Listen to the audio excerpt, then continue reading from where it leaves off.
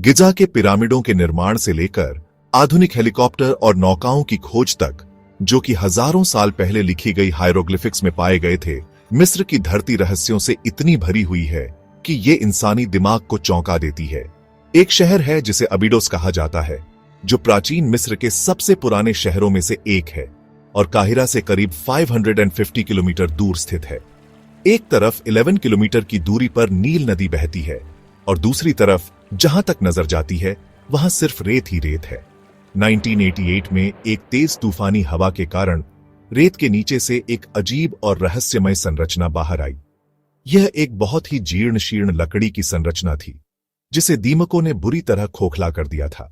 सच का पता लगाने के लिए 2000 में एक पुरातात्विक टीम ने यहां खुदाई शुरू की। यह खुदाई बहुत सावधानी से करनी पड़ी, क्योंकि जरा सी गलती भी इस संरचना को नुकसान पहुंचा सकती थी।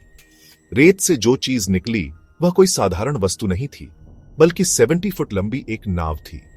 रेगिस्तान के बीच में इस अकेली नाव का क्या उद्देश्य था? मामला यहीं खत्म नहीं हुआ।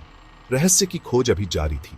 पता चला कि वहां एक नहीं, दो नहीं, बल्कि कुल 14 नावें थीं, जो रेगिस्तान में एक के बगल एक दफन थीं।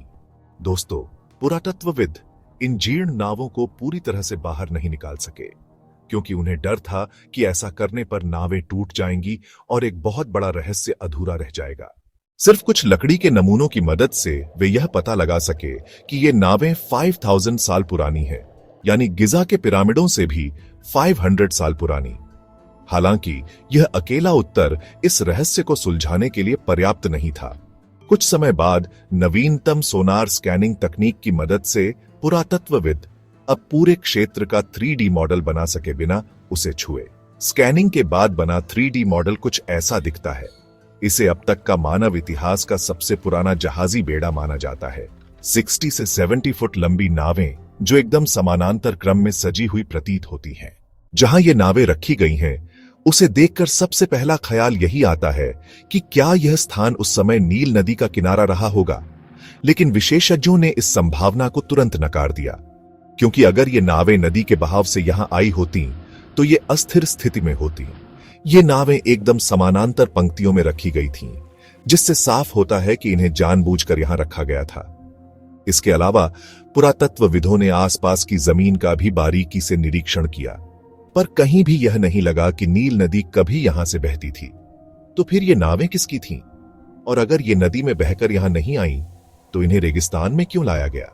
इसका संकेत तब मिला जब नावों की संरचना को 3D ग्राफिक्स की मदद से पुनर्निर्मित किया गया। ये साधारण नावें नहीं थीं, बल्कि पतवारों की मदद से 30 लोगों द्वारा चलाई जाने वाली रोइंग बोट्स थीं, कुछ आधुनिक राफ्ट बोट्स जैसी। अगर हम इनकी डिजाइन को ध्यान से देखें तो ये नावें बहुत कुशलता से रस्सियों की मदद से लकड़ी की पट्टियों को जोड़कर बनाई गई थीं। पुरातत्वविद मानते हैं कि ये नावें उस युग की अन्य नावों से काफी अलग और उन्नत प्रतीत होती हैं। इन नावों में लकड़ी की पट्टियों को अंदर से एक खास कोण पर काटकर जोड़ा गया था। ऐसा प्रतीत होता है कि इन्हें इस तरह से डिजाइन किया गया था ताकि इनकी सुंदरता बढ़ सके। प्राचीन मिस्र में सिर्फ एक ही व्यक्ति ऐसा था जो इस तरह की नावों का मालिक हो सकता था, और वो था मिस्र का राजा, यानी फराओ। सिर्फ राजा के पास ही इतनी शक्ति थी कि वह उस युग की अत्याधुनिक नावों को रेगिस्तान में ऐसे छोड़ दे जैसे कोई कबाड़ हो। लेकिन सवाल यह है कि इन्हें रेगिस्तान में क्यों रखा गया? अबीडोस नावों के रहस्य को सुलझाने के लिए मिस्र विशेषज्ञों ने इस क्षेत्र की ओर गहराई से जांच शुरू की। बिल्कुल वहीं जहां ये नावें दफन थीं, मिट्टी की ईंटों से बना एक बड़ा खंडहरनुमा ढांचा मिला। विशेषज्ञों का मानना है कि यह संरचना प्राचीन मिस्रियों का पूजा स्थल रही होगी, जहां वे अपने देवता यानी फराओ की पूजा करते थे। यहां कई आयोजन होते थे, क्योंकि वहां ऐसे बर्तन भी मिले जिनमें कभी खाना और शराब परोसी गई थी।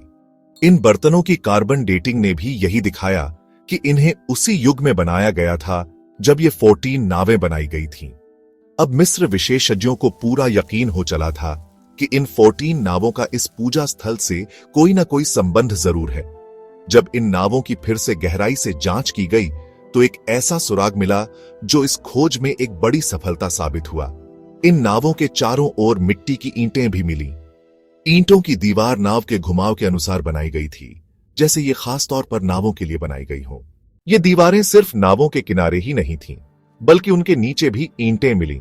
अब जब तीन तरफ ईंटें थीं, तो यह मानना गलत नहीं होगा कि नावों के ऊपर भी ईंटें रखी गई होंगी जो समय के साथ गिर चुकी हैं और मिट गई हैं।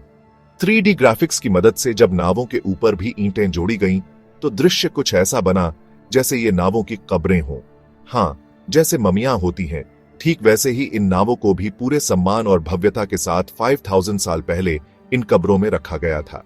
इनके ऊपर सुंदरता के लिए सफेद लाइमस्टोन का प्लास्टर भी लगाया गया था। जब सूरज की रोशनी इन पर पड़ती थी, तो ये रेगिस्तान में दूर से चमकती हुई दिखाई देती थीं। आपको बता दें कि जब पिरामिड बनाए गए थे, तब भी उन्हीं पर इसी तरह का सफेद प्लास्टर चढ़ाया गया था। पुरातत्वविदों को कई ऐसे प्रमाण मिले हैं जिनसे पता चलता है कि प्राचीन मिस्रवासी सजावट के लिए सफेद लाइमस्टोन का प्लास्टर इस्तेमाल करते थे। इस प्लास्टर से पिरामिड रेगिस्तान में मोती की तरह चमकते थे। कई वर्षों की मेहनत के बाद पुरातत्वविद अबीडोस नावों के रहस्य को काफी हद तक सुलझा चुके थे। एक बात तय हो गई थी कि ये नावें नील नदी में बहकर यहां नहीं आई थीं। इनकी उन्नत बनावट इस बात का सबूत थी कि ये किसी प्राचीन मिस्र के राजा की थीं और इन्हें मिट्टी की ईंटों की कब्रों में रखा गया था। अब आखिरी सवाल का जवाब ढूंढना बाकी था कि इन नावों को कब्रों में क्यों रखा गया था। यहां से केवल 1.5 किलोमीटर दूर रेगिस्तान में एक मिस्र के राजा की कब्र है, जहां उन्हें मृत्यु के बाद दफनाया गया था। हैरानी की बात यह थी कि यह मकबरा उसी समय बनाया गया था जब ये नावें और पूजा स्थल के बर्तन बने थे। इस मकबरे में केवल राजा की मम्मी ही नहीं रखी गई थी, बल्कि ये छोटे डिब्बे जो आप देख रहे हैं, इनमें राजा के करीबी सेवकों को दफनाया गया था, वो भी उसी दिन जिस दिन राजा का निधन हुआ था। हाँ, राजा के सम्मान में उनके सबसे करीबी अनुयायियों ने अपने देवता, अपने फराव के साथ मरने और इस दुनिया को छोड़ने का निर्णय लिया। वे मानते थे कि परलोक की यात्रा को आसान बनाने के लिए राजा की सारी संपत्ति, सामान और सेवक साथ दफन किए जाने चाहिए। इन्हीं कारणों से इन नावों को भी इतनी भव्यता से कब्रों में रखा गया था ताकि राजा की परलोक यात्रा आसान हो सके।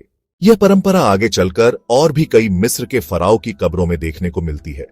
ज्यादातर मिस्र के फराव की कब्रों को लूट लिया गया है और कई शायद आज भी रेत में कहीं छिपी हुई हैं। 1922 में किंग्स वैली में जमीन से कई फीट नीचे राजा तूतनखामुन की कब्र खोजी गई थी, जो किसी तरह लुटेरों से बची रह गई थी। राजा का सारा खजाना और सामान वहां सुरक्षित और अछूता पाया गया। इस खजाने में 35 नावों के मॉडल भी मिले, जो अबीडोस की नावों जैसे ही थे। शायद उन्हें भी राजा के साथ परलोक यात्रा के लिए दफनाया गया था। आपके प्यार भरे कमेंट्स के लिए धन्यवाद। मिलते हैं अगले शानदार वीडियो में।